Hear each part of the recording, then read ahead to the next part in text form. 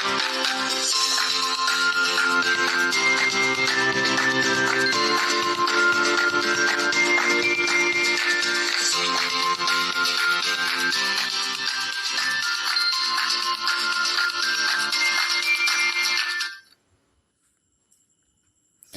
নমস্কার বন্ধুরা। আমি আজকে খয়রা মাছের ঝাল করব। প্রথমে মাছটা আমি ভালো করে ধুয়ে নিয়েছি। এবার মাছে আমি নুন হলুদ মাখিয়ে মাছটা আমি ভেজে নেব। প্রথমে কড়াইটা সাদা তেল দিয়েছি। সাদা তেল দিয়ে আমি মাছটাকে কড়া করে ভেজে নেব।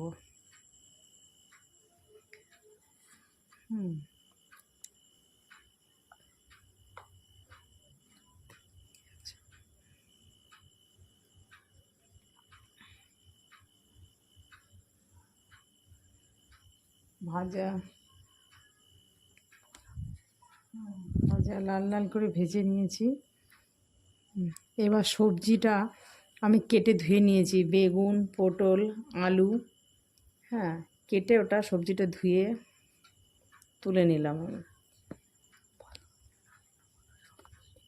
আপনারা অন্য কোনো সবজিও ব্যবহার করতে পারেন। আমি যেরকম আলু দিয়েছি, বেগুন দিয়েছি, পটল দিয়েছি। আপনারা যে কোনো সবজি দিয়ে আপনারা খেলে করতে পারেন, কিন্তু খয়রা মাছে বেশিরভাগই বেগুনটা দিলে পরে মাছটা টেস্ট হয়। এবার আমার মাছটা ভাজা হয়ে গেছে, লাল লাল করে ভেজে নিয়েছি।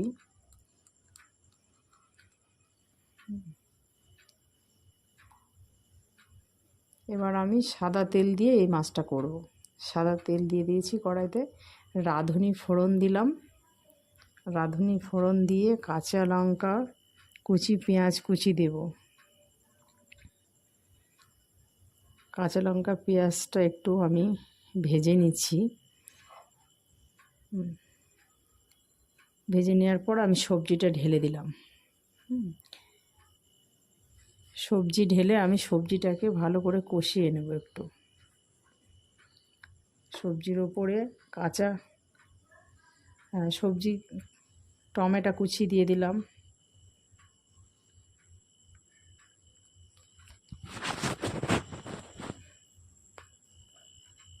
এবার দুটো চারটে আমি কাঁচা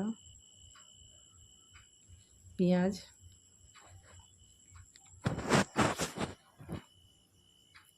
স্বাদ মতো নুন দিয়ে দিলাম।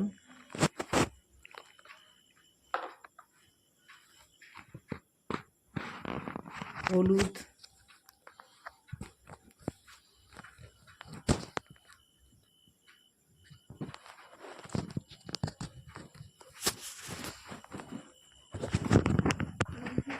দিয়ে লাস্টে আমি দুটো কাঁচা পেঁয়াজ ওপর দিয়ে দুটো চারটে কাঁচা পেঁয়াজ আমি ছড়িয়ে দেব।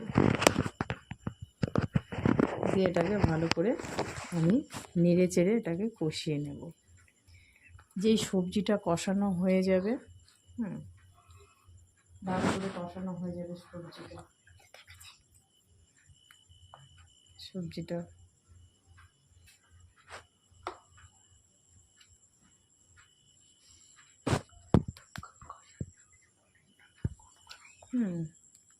পাঁচ থেকে 10 মিনিট মতন কষিয়ে হালকা সামান্য অল্প আমি জল দেব। এটা মানে অল্প পরিমাণে জল দিতে হবে, যেন সবজিটা নিচে লেগে না যায়। এবার আমি কষানো হয়ে গেছে, মাছ ভাজাটা দিয়ে খুন্তি দিয়ে একটু নেড়ে আমি ঢেকে দেব। ঢেকে একটু 10 মিনিট মতন রেখে দেব। 10 মিনিট রেখে 10 মিনিট পর আমি এটাকে ধনেপাতা কুচি দিয়ে নামিয়ে ফেলব।